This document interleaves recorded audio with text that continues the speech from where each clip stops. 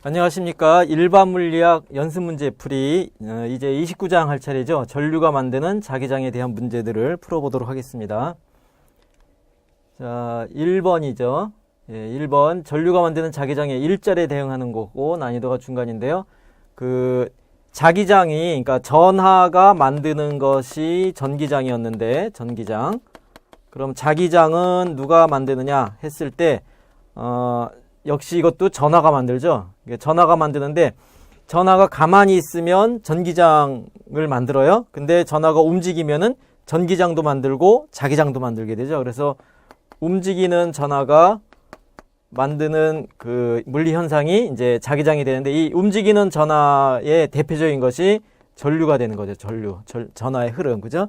그래서 전류가 자기장을 만든다 하는 것이 이제 일반 물리의 범위에서 배우는 거고, 요 과정에서 이제 비오사바르 법칙이나 이제 앙페르 법칙 그런 것들을 이제 배우게 되는 거죠.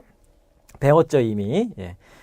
그래서 이제 그러면 이제 전하가 전기장을 만들 때 전하 분포에 따라서 전기장의 모양이 결정이 됐듯이 전류가 자기장을 만들 때도 전류 모양, 전류 분포에 따라서 자기장이 달라진다는 것을 잘 문제를 통해서 익혀야 됩니다.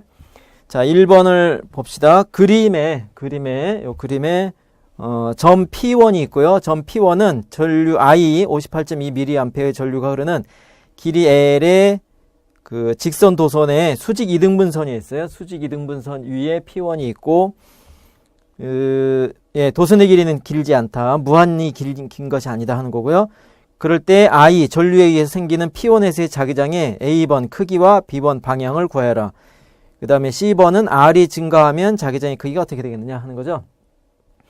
예, 그래서 이제 C번의 경우는 당연히 이 유한한 크기의 직선 도선에 전류가 흐르는 직선 도선에서 R이 점점 커지면, 그러니까 아주 멀리 떨어지면 그렇게 되면 당연히 이 멀어지면 자기장이 작아지죠. 그래서 무한대까지 증가하면은 점점 감소해서 0으로 갈 거다 하는 것을 알 수가 있는데 이때 이제 A번, B번 그 실제 자기장의 크기와 방향을 찾아보자는 거죠. 자, 이 전류가 만드는 자기장을 구하는 가장 기본적인 법칙은 비오사바르 법칙이죠. 예, 실험적으로 찾아낸 건데 전기장하고 자기장하고 다른 점이 뭐냐면 전기장은 방향하고 상관없이 방향은 점전화해서 뻗어나가는 방향이면 됐고 그러니까 방향은 다 공통적으로 뻗어나거나 들어오거나 하는 거죠. 그리고 이제 이 점전화가 있을 때 이 점에 있거나 이 점에 있거나 거리만 똑같으면은 방향은 이제 대칭적으로 나가고 이 전기장의 크기도 같았죠. 그죠? 거리에 대해서 같은 거리에 있으면 전기장의 크기가 똑같았는데 근데 이제 자기장은 전기장이랑 다른 것이 이 어떤 전류가 흐를 때 요 전류 요소를 잘라서 측정을 해봤더니 요 점에서의 자기장하고 이 점에서의 자기장의 거리가 똑같아도 자기장의 크기가 다르더라 하는 거죠. 그래서 방향에 따라서도 크기가 달라지는 것. 그렇기 때문에 이제 자기장 영역은 벡터적인 표현을 잘 기억을 해야 됩니다. 그래서 비오사바르 법칙은 이 점전화, 그러니까 전류 같은 경우는 점 전류 같은 의미가 없는 거죠. 그죠? 그래서 그 흐르는 도선에서 그 작게 잘라서 전류 요소를 우리가 생각을 하는데 전류가 이렇게 흐른다 그럴 때 이 전류 요소를 그 도선의 길이를 짧게 잘라서 길이 요소에 거기에다가 흐르는 전류의 효과를 포함해서 IDS 벡터, 요것은 이제 전류 요소 벡터로 우리가 정의를 하게 되는데 그러한 이렇게 잘라서 했을 때 이때 IDS의 방향이 어느 방향이냐? 요거는 전류는 스칼라예요. 스칼라에서 전류의 방향을 우리가 벡터적으로 기술하지 않는데 실제적으로는 흐름에 대해서는 왼쪽이다 오른쪽이다 그런 방향을 얘기할 수 있죠. 그래서 이 전류가 흘러가는 방향, 전류 방향의 DS니까 요거는 이제 도선을 잘랐을 때 접하는 방향이 되는 거죠. 그러니까 직선의 경우에는 그냥 방향이 한쪽이니까 오른쪽이다 왼쪽이다 둘 중에 하나인데 이런 곡선 전류가 흐른다 그럴 때는 잘랐을 때 요 점에서의 DS 방향은 접하는 방향, 이 점에서 DS 방향은 이렇게 접하는 방향이 되는 겁니다.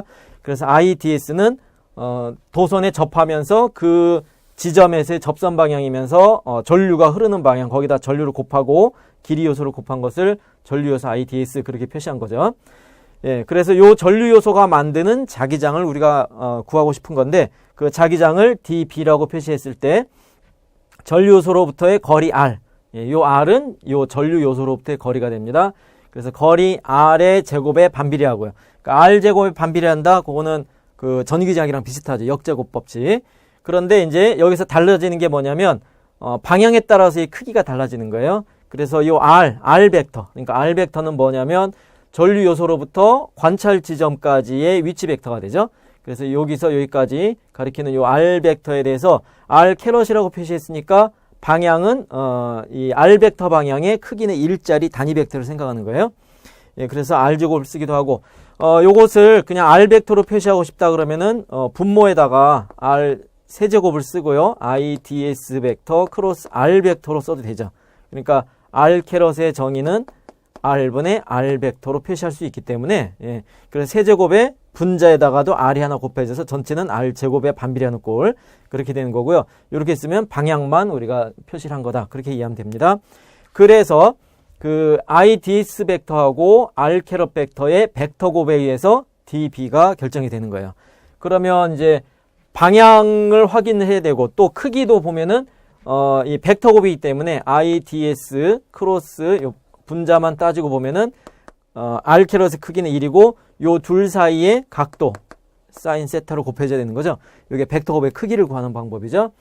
예, 그래서 이 그림의 이 경우에는 이제 지금 그 가운데를 원점으로 보고 오른쪽으로 이게 전류 요소를 잘랐을 때는 요게 IDS 벡터고 요게 R 벡터이기 때문에 요 각도가 세타가 되는 겁니다. 그래서 사인 세타를 곱해줘야 되니까 요 위치하고 방향, 그러니까 요 점이라면 이 점에서 기준이라면 이 전류요소에 대해서 이런 점에 대해서 세타가 다 달라지니까 자기장이 달라지는 거고요. 그 다음에 지금 같은 경우는 이제 관찰 지점이 고정되어 있으니까 IDS의 위치, 상대적인 위치에 따라서 세타가 다 달라지죠. 예. 그렇기 때문에 크기도 방향에 따라서 크기도 달라진다 하는 것을 기억해야 됩니다. 그래서 일단은 비오사바르 법칙을 까먹으면 큰일 나죠. 전혀 시작을 못하게 돼요. 이게 철저하게 잘 외워두고 외워뒀는데 외워도 이 비오사바르 법칙은 적용하는 것 자체가 조금 난해해요. 그러니까 연습을 좀 많이 해서 무리 없이 적용이 되도록 그렇게 됩니다. 자, 그래서 일단 우리가 적분은 이제 크기를 가지고 적분할 건데 방향을 먼저 고려를 해야 돼요. 그래서 IDS 벡터, IDS 전류 요소 벡터가 만들어내는 DB의 방향은 그 전류 요소로부터 위치 벡터가 R 벡터인 지점에서 방향은 요 벡터 곱을 그대로 적용을 해보면 벡터 곱 A 크로스 B 할 때 방향은 어떻게 정의돼요? 이 A하고도 수직하고 B하고도 수직하죠. 그러니까 여기서도 IDS하고 수직하고 R하고 수직한 거예요.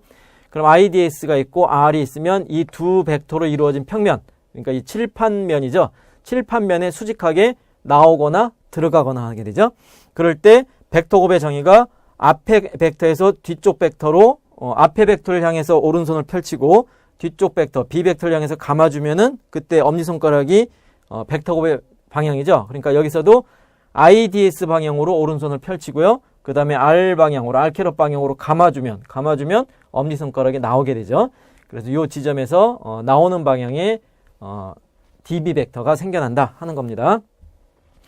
자, 그래서 잘 보면은 요 면적 요소 전류 요소만 따질 게 아니고 이제 그 좌표를 0에서부터 마이너스 L 플러스 2분의 L 마이너스 2분의 L 그렇게 잡아주면 이런 지점에서도 여기다가 비오사바르 법칙에 의해서 자기장 DB를 만들 건데 이때도 전류 요소는 IDX 이 방향이고요. 그죠? 그 다음에 R 캐럿은 이 방향이 되죠.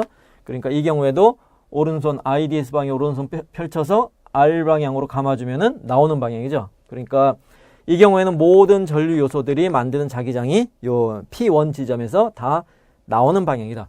그래서 방향이 다 나오니까 다 더해지죠. 같은 방향. 그래서 벡터 합을 하더라도 그냥 다 더해서 적분하면 되겠다 하는 겁니다.